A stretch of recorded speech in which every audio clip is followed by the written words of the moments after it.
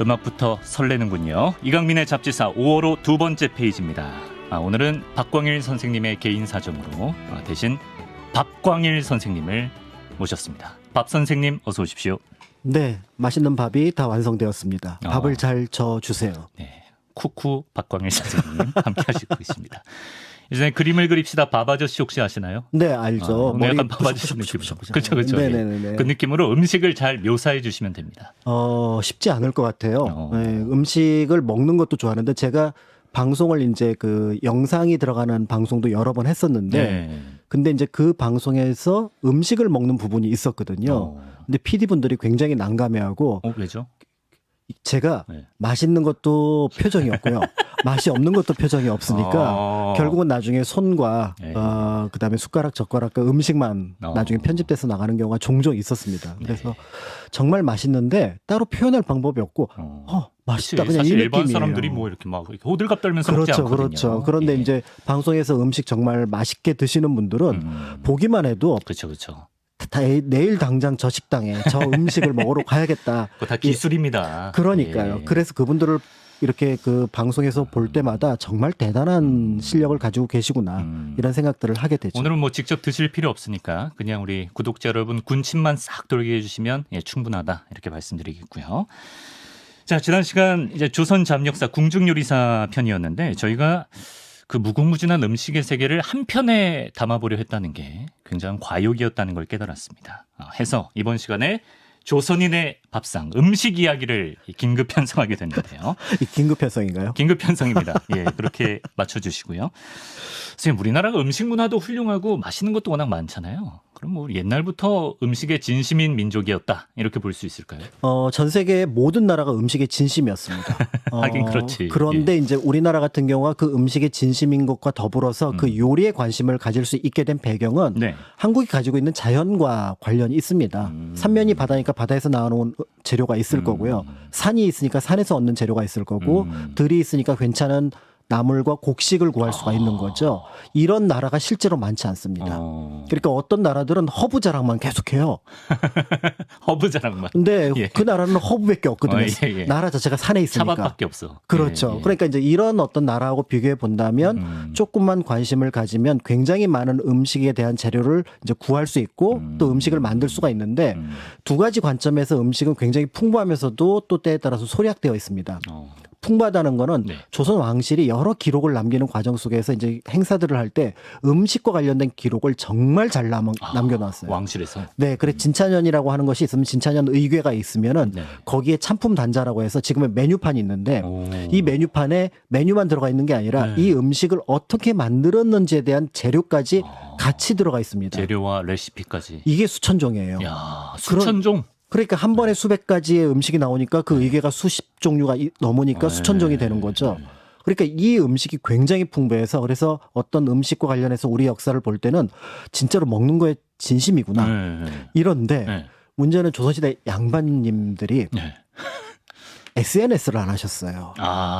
뭐 이렇게 인별 이런 걸 안 하시다 보니까 뭘 음식을 드셨는지 자랑을 안 하시는 거예요. 왕실에서만 기록하고 양반들은 기록을 하지 않았군요. 그렇죠. 우리가 뭘 먹었는지 요즘에는 바로바로 올리잖아요. 그렇죠, 그렇죠. 이분들이 그걸 안 올리시는 바람에 저희 같은 이제 역사를 찾는 사람들은 그 음식과 관련된 자료를 찾기가 정말 어렵습니다. 정말 감사하게도 몇몇 분들이 일기에 이분들이 음식의 진심인 분들이 계신 거예요. 그래서 이 일기에 계속해서 한 10여 년, 20년 동안 뭘 먹고 어떻게 구했고 그 가격이 얼마인지를 적어놓은 분이 몇 분 계십니다. 대표적으로 이문건 선생이 묵제일기를 통해서 이 내용들을 남겨놓은 덕분에 다른 자료들하고 이렇게 통합을 해보면은 자연스럽게 소략했지만 조선시대 양반들이 어떤 식단을 가지고 있었는지를 좀 유추할 수 있다. 알 수가 있습니다. 네. 일단 저번 시간에 못다한 얘기 마저 해보겠습니다. 조선의 왕이 좋아했던 음식 얘기를 했었는데 우선 이제 우리 선생님처럼 고추장을 사랑했던 영조가 있었고 또 저처럼 야시광이었던 고종이 있었고요. 그리고 이제 연산군 같은 경우엔 말이죠. 사슴꼬리를 좋아했다고 합니다. 심지어 전국에 사슴꼬리를 계속해서 바쳐라 이런 명령을 내렸고 제대로 하지 못한 관리를 국문하기도 했다고 하는데 아니, 뭐 사슴꼬리가 조선시대 뭐 귀한 식재료였나 보네요. 그런 것 같아요. 그러니까 저희하고는 조금 느낌이 다른데 네. 이 사슴에서도 특히 꼬리 부분을 뭔가 요리를 해서 드셨던 부분들이 네. 굉장히 자주 등장을 합니다. 앞에서 우리 고추장 사랑했던 영조 임금도 네. 이 사슴꼬리 맛을 어느 날 보신 거예요. 이분은 채식 위주였다고 그렇잖아요. 아니에요? 고기 채식을 좋아하셨어요? 드시기도 했지만 네네. 고기도 좋아하셨고 굉장히 미식가거든요. 네. 그런데 이게 이제 사슴 꼬리를 잡다 보니까 당시에는 이제 제주도에서 진상품이 올라오는데 네. 분위기를 보하니까 약간 싸한 거예요. 제주도의 노루가 점점 없어지고 있는 거죠, 사슴이. 백록탐에서 뛰어놀아야 되는데 그렇죠. 그 그림이 애들이 이제 안 보여. 점점 희미해지고 풀만만 있는 거죠. 예. 그래서 야 이거 진상을 멈추어라. 그러니까 굉장히 이성적인 판단을 하신 거죠. 그런데 이제 시간이 지나서 네. 이제 신하들한테 물어봅니다. 내가 그때 사슴꼬리 올리지 말라고 했는데 그거 잘한 거 맞지? 처음에는 당연히 잘하셨습니다. 그렇죠. 이런데 네, 그렇게 말씀드려야죠. 그렇죠. 그런데 이제 어느 날 또 며칠 지나서 내가 그 사슴꼬리가 먹고 싶은데 참아야겠지. 이건 뭐야? 여기서부터 이제 곤란해지기 시작하는 거예요. 그러니까 이분이 이성적으로는 그 사슴꼬리 요리를 먹지 말아야겠지만 네. 몸은 원하고 있어. 몸은 예. 원하는 거죠. 감성적으로. 내가 그때 맛있었는데 어느 날 이제 뭔가 이렇게 맛있는 음식이 먹고 싶을 때 그게 먼저 생각이 나니까 이걸 혼자 갖고 있으면 되는데 신하들을 불렀다 괜히 괴롭혀서 이거를 하라고 해야 될지 말하고 해야 될지. 신하들 진짜 난처합니다. 그렇죠. 그럼 여기서 사슴꼬리 들으려고 하면은 당신은 민생도 챙기지 않느냐. 그다음에 내가 사슴꼬리 먹겠다는데 말을 안 하잖아. 그래도 그러면 왕을 너무 무시하는 거 아니야? 실제로 이런 반응들이 곳곳에 등장을 하거든요. 그래요? 네, 영조 임금은 그래서 그 대답을 정말 잘해야 됩니다. 네, 이런 부분들이 있어서 당시에는 이지선다의 함정. 네, 미식의 중요한 어떤 포인트로 이 사슴꼬리가 등장을 했던 것 같습니다. 그렇군요. 이제 저번 시간에 이것도 궁금했어요. 그 고종이 야식으로 선호했다던 그 냉면이 뭐 조선시대 배달 음식의 시초격이다라고 말씀하셨는데 좀 더 자세히 좀 말씀해 주세요. 냉면이 어떻게 대중에게 보편적인 음식이 됐는지. 냉면은 이제 잘 아시겠지만 이게 그 북한에서 겨울에 드시던 음식이잖아요. 네. 함경도라든지 평안도 지역에서 드시던 음식인데 요게 이제 1910년대에 부산에 제빙기가 들어옵니다. 그러니까 이제 얼음을 여태까지는 빙고에서 서빙고 동빙고에서 꺼내서 먹어야 됐던 굉장히 귀한 거였는데 얼음을 여름에도 구할 수가 있게 되는 거죠.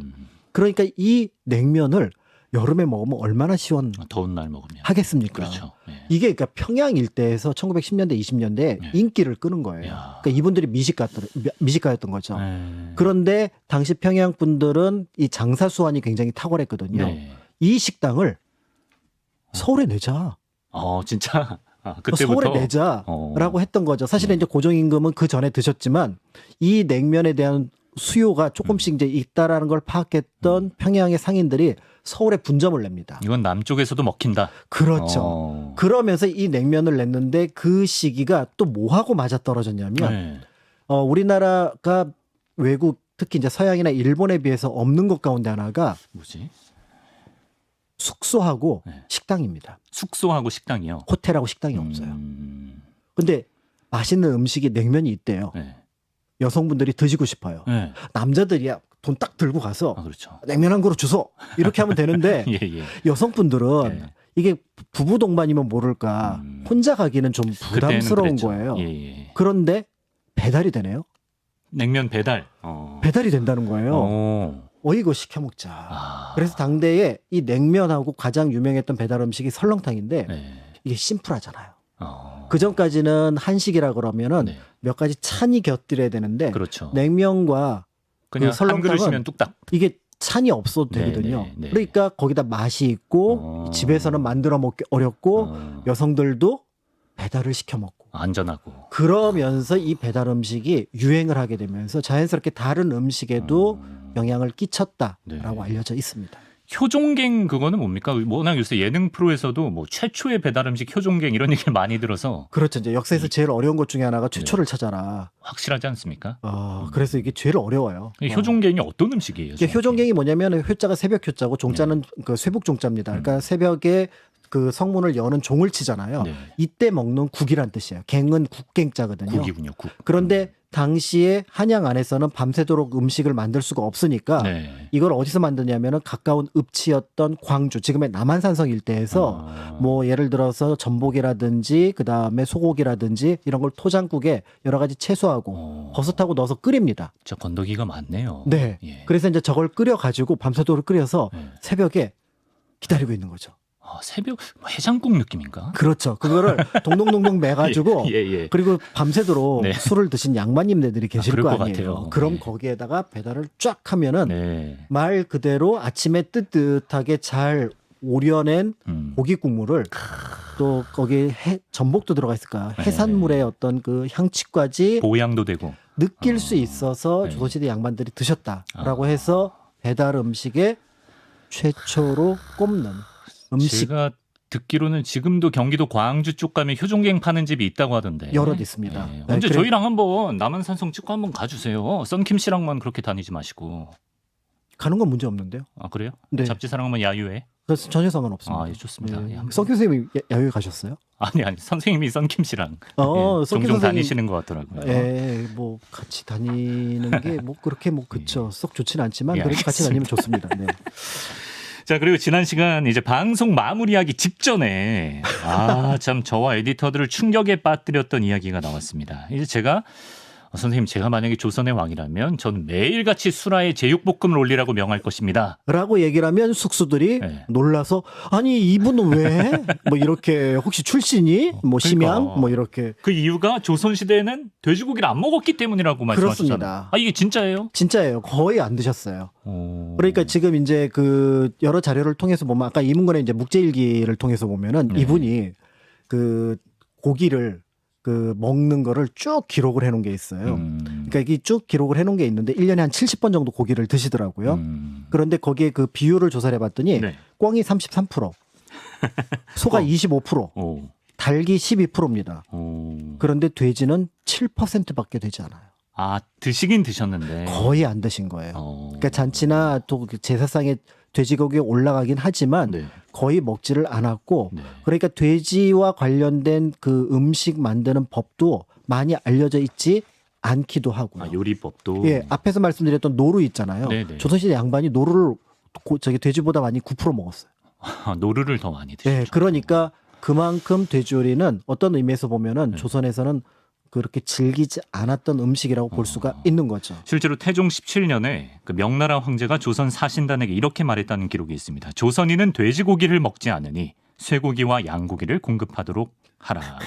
아 근데 그럼 그게 문화적 이유예요? 뭐 경제적 이유예요? 왜 돼지를 안 먹었을까? 여러 가지 이유가 있는데요. 일단은 의외로 이제 알려지지 않은 것 중에 하나가 불교 국가입니다. 불교 국가. 그러니까 삼국시대나 고려 때 고기를 안 자체를. 잡아요.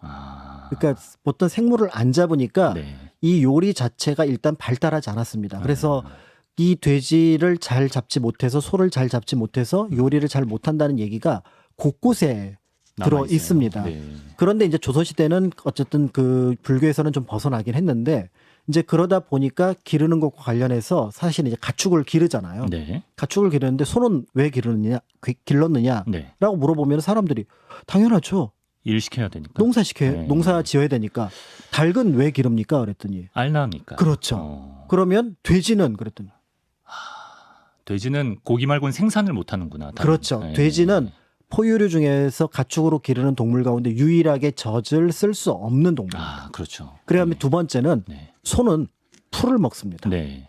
돼지는 잡식. 그렇죠. 그러니까 사람하고 식성이 같아요. 아, 사람 밥을 뺏어 먹는다. 그렇죠. 예. 그런데 정근대 모든 나라의 역사는 대부분 식량 부족 상태였거든요. 그렇죠. 그런데 돼지란 걸 나눠야 되는 거죠. 아, 그러니까 그 통시라고 해서 화장실에서 돼지를 기르는 몇몇 지역들을 제외하고는 제주도 같은데. 돼지를 기른다라는 거는 특별한 목적, 그러니까 뭔가 제사를 지내거나 어떤 그런 경우를 제외하고는 일반적으로 지내지 않았는데 네. 조선은 그 경우가 조금 더 심했으니 네. 그런 면에서 돼지를 보기가 어렵고 요리법도 당연히 발전하기가 어려웠다라고 볼 수가 있습니다. 그럼 우리나라에서 돼지고기 즐겨 먹기 시작한 건 언제부터라고 봐야 돼? 현대죠. 현대에 이제 그 국민들의 식생활을 조금 더 낫게 하기 위해서 네. 축산업을 굉장히 부흥을 시킵니다. 1960년대에. 네. 그러면서 이제 돼지를 곳곳에서 농가들이 사육을 하게 되면서 그때부터 돼지와 관련된 여러 음식들이 등장을 하게 되고요. 특히 이 돼지와 관련해서 이제 부속들이 많이 나오는데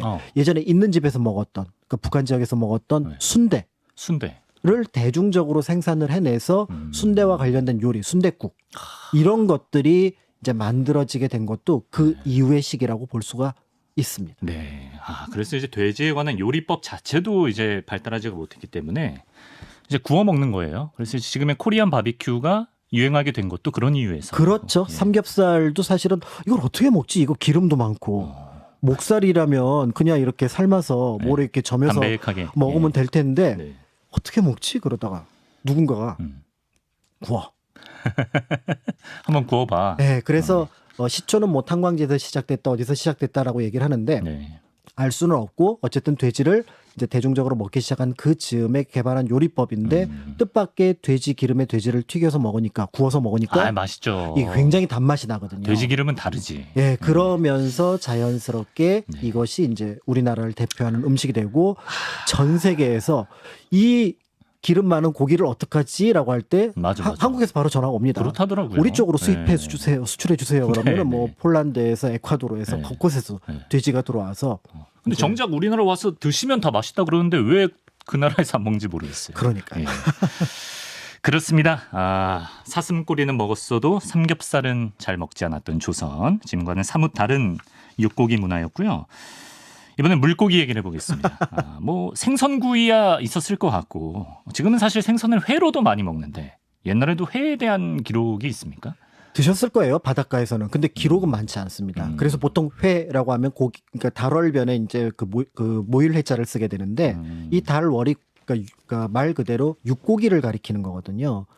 육회? 육회를 가리킵니다. 그러니까 이제 그 우리나라에서 고기 육과 관련해서 중국에서는 돼지 고기 육자를 쓰면 돼지를 가리키고요. 네. 한국에서는 고기 육자를 쓰면 소고기를 가리키는데 회라고 하면은 육회를 원래 가리켰습니다. 그렇군요. 그런데 이제 어느 시기에 이제 그 생선회를 먹는 풍습이 이제 조금씩 다른 요소들하고 겹쳐지면서 네. 우리도 이제 회 문화가 발달한 걸로 보여지는데 그런데 임금님은 드셔야죠.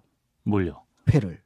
물고기 회를. 그래서 두 가지 종류의 물고기를 네. 즐겨서 드시는 바람에 네. 사홍원에서 이 두 가지 물고기를 관장하는 관청을 아예 설치를 합니다. 진짜요? 네, 뭐지? 그래서 고향에는 뭘 설치하냐면 위어소라는 걸 설치해요. 예. 그래서 지금은 한강보다는 금강에서 부여에서 유명한데 네. 웅어라고는 하는 것이 있습니다. 웅어가 뭐지? 민물고기인데 네. 회로 먹는 거예요. 그래서 이거는 임금님의 상에 회로 올라가고요. 예. 그 다음에 지금의 안산에는 소라는 걸 설치를 했는데 소어는 네. 밴댕이를 가리킵니다. 밴댕이. 지금 강화도가 유명하죠. 어. 이거는 젓갈용으로 쓰였습니다. 웅어청, 밴댕이청 이런 게 있었던 그렇죠. 거예요. 웅어청, 밴댕이청. 그래서 이제 그 안산에서 밴댕이청에서 네. 밴댕이가 잡았는데 아무리 젓갈이라도 신선도가 유지돼야 되잖아요. 그렇죠. 그런데 이제 그 과천에 있었던 현감이 중간에 그 토스를 받았는데 네. 여기에 얼음을 안 넣은 거예요. 덜 넣었나 봐요. 이게 올라가다 녹아버렸어요. 그럼 상하죠. 사당 어디쯤 지나다가 상했나 봐요. 어떻게? 그러니까 나중에 파직당합니다. 정말. 이거 어디 가서 얘기도 못해 이거. 밴댕이 상하게 해서 나 잘렸다고. 그래서 실제로 이것 때문에 이제 각 지역의 관청들이 제사도 필요하고 그다음에 생물을 보존하기 위해서 빙고를 설치해라 라는 명이 또 떨어지기도 합니다. 그렇군요. 야, 밴댕이와 웅어를 즐겨 드셨던 조선의 왕입니다. 그래서 이제 강화도 가서 밴댕이 드셨을 때 사실은 오히려 그 예전에 뭐 진상품 이런 얘기를 했잖아요. 강화도 가면은 이게 임금님이 진짜로 드셨던 거다. 그다음에 부여의 웅어 이게 임금님이 드셨던 거다. 이거는 말 그대로 아예 관청이 있었으니까요. 팩트니까요. 예, 상술이 아닙니다. 네, 그렇게 얘기를 하시면은 더 좋지 않을까 이런 생각이 듭니다. 그리고 이제 선생님께서 저희 에디터에게 조선시대의 이 생선은 어마어마한 고급 음식이었다라고 하셨다던데 이건 어떤 생선인가요? 이 생선에 대한 얘기를 하기 전에 사실은 생선 자체를 구하기가 어려웠어요. 아, 그래요? 그래서 3년이 바다인데? 그렇죠. 아, 근데 그 조달을 내륙으로 못한다. 들어오니까. 그러니까 이제 이문건의 묵제일기 보면은 20년 동안 계속해서 고기를 먹은 기록이 그러니까 1년에 평균 70회니까 1,400번 있잖아요. 네, 네. 그런데 시장 가서 고기를 산 적이 없습니다. 그러니까 거의 뭔가 주고받는 방식으로 진행이 돼요. 그러니까 정말 드물게 이제 시장 가서 고기를 사는데 네. 이때 물고기를 사거나 그 다음에 이 물고기는 주로 누가 이제 팔았냐면은 행상이 팔았어요. 그러니까 조금 신선한 상황에서 네. 빠른 발로 그 다음에 약간의 소금에 절여서 네. 움직이는 사람들이 이 물고기를 팔았기 때문에 네. 이게 굉장히 귀한 겁니다. 그러니까 문제는 이걸 한번 먹어본 사람이 네. 계속 먹고 싶은 거예요. 아, 그렇지. 맨날 육고기를 먹다가 물고기를 먹었을 때 그 흰살이 주는 느낌. 다르죠. 다르잖아요. 예. 그러니까 이때는 주로 회보다는 이제 뭐 구이라든지 찌개로 먹었던 걸로 보여지는데, 네. 근데 이제 이거를 옆에서 누가 물고기 먹고 싶다 그러면은 네. 그 비싼 걸 하면서 화를 낼 수 있잖아요. 네. 근데 집안에 애들이 할아버지 지난번에 그거 먹은 거 이 얘기를 했나 봐요. 네. 아, 이 양반이 이제 난처해진 거죠. 이건 어떻게 손주잖아요. 우리 강아지들 뭐 얘기해야 되는데. 그렇죠. 그런데 어느 날 갑자기 행상이 지나가네요. 예. 그 도미 주소. 얼마요 그랬더니 한 마리에 쌀 2말. 와, 진짜 비싸다. 진짜 비싸죠. 그래서 그걸 몇 마리 해갖고 귀하게 맛있게. 도미입니까? 그 도미예요. 물고기가? 그 귀하디 귀한 물고기가? 그게 그래서 도미를 먹었다라는 기록이 남아 있는데요. 네. 실제로 이제 도미를 말씀드렸지만 뭐 안동 같은 경우는 네. 고등어. 안동고등어, 간고등어. 그렇죠. 영덕이라든지 그 일대 동해안에서 잡아서 네. 이거를 내륙까지 가져갈 방법이 없는데 네. 절이면 가능하거든요. 간을 쳐서. 그렇죠. 이 절여서 그거를 가지고 안동에 오면은 양반님네들 입맛에 딱 맞죠. 네. 그러니까 뭔가 이 입맛 다실 게 필요한데 전부 다 뭔가 이렇게 채소 아니면은 그 다음에 좀 뻑뻑한 어떤 노루 질렸어요 이제 노루. 제사 지내고 난 소고기 이런 예. 것들이니까 네. 여기에 고등어라니.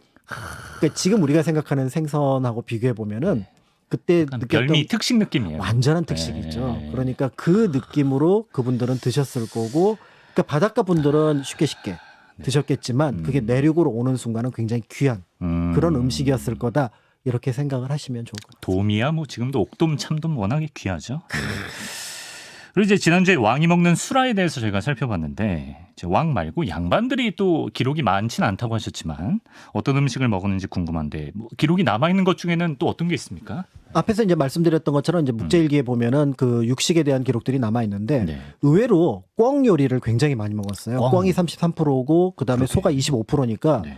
소보다 꿩의 비율이 더 높거든요. 닭이 12%니까 오히려 닭이 한 3배 정도를 먹었습니다. 닭 대신 꿩이네요. 그렇죠. 네네. 근데 닭 대신 꿩이 아니라 진짜 꿩 대신 닭이 여기서 나온 건데요. 예. 주로 그 고기를 먹는 시즌이 네. 정해져 있다라는 걸 짐작해 볼 수가 있는데 겨울입니다. 겨울에. 이때 사냥꾼을 고용을 해요. 네. 그래서 산에 들어가서 꿩을 잡습니다. 네.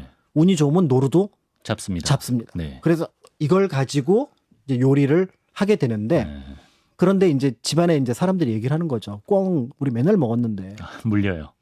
저기 얘는 잔가시도 많고 고기도 질기고 근데 쟤는 잔가시도 없고 쟤는 고기도 달긴 거죠. 그렇죠. 예. 그러니까 네. 이 꿩 말고 네. 닭 먹으면 안 돼요. 그러니까 우리가 알고 있는 꿩 대신 닭은 우리 생각에는 꿩이 귀하고 닭이 가볍다라고 생각을 하지만 실제로는 반대였다. 꿩은 흔하고 닭은 이 알 때문에 좀 귀하게 생각하는 거였는데 그래 오늘은 사위 왔으니 네. 까짓 거 닭 한 번 잡자. 이 얘기가 이제 자연스럽게 지나갔는데 시간이 흘러서 네. 이제 꿩이 귀해지니까 네. 이제 귀한 것 대신 좀 흔한 것으로 꿩 대신 닭으로 표현이 바뀌긴 했지만 그러네요. 원뜻은 달랐을 걸로 보여집니다. 재밌다. 왕은 12첩 반상을 먹는다라고 하셨습니다. 지난번에. 양반은 하루에 몇 끼를 먹었으며 몇 첩 반상 정도 먹었을까요? 이게 이제 굉장히 중요하게 사실은 덜 알려진 부분 중에 하나인데요. 그래요? 예. 조선시대 양반은 두 끼? 원래 수라도 2끼입니다. 그래요? 근데 사이사이에 음식이 3끼가 들어가서 총 5끼 예.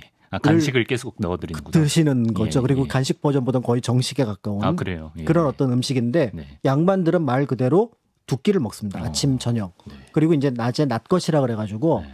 그 살짝 그러니까 중국에서도 그런 느낌이 있었나 봐요. 그래서 낮에는 마음에 점을 찍는 정도로 과자 몇 개, 떡 몇 개, 점심 한 중국말로 하면 딤섬. 딤섬. 아, 점심. 네, 점심이랑 딤섬이 한자 같거든요. 네네. 그러니까 이제 그 개념으로 점심을 먹습니다. 그러니까 이제 하루 두 끼를 먹었고 그 대신 이게 노동을 하는 농부들은 네 끼.